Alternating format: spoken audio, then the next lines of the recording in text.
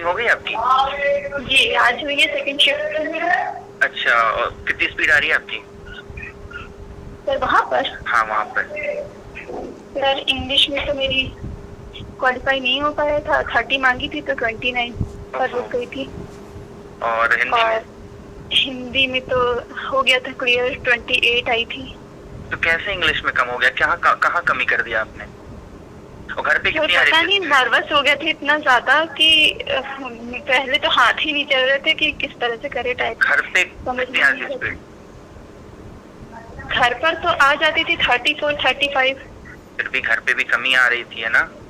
नहीं कम तो आ रही थी सर, लेकिन बीच में छोड़ दी थी, लग रहा था जैसे होगा नहीं तो फिर छोड़ ही दी थी पूरी टाइपिंग, लेकिन फिर से टॉपिक्स किया वगैरह था। कुछ याद है आपको, क्या आए हैं इंग्लिश में?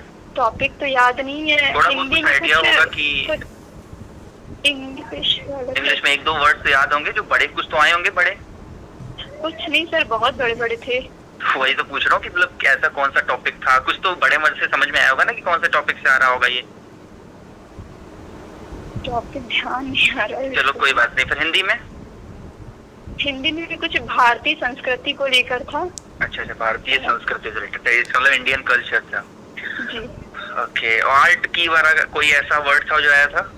नहीं, और चलो आर्ट की मैंने बताया था नहीं आएगा तो नहीं आया। और क्या नाम है, रेड वगैरह कुछ हो रहा था कुछ गलत होने पे?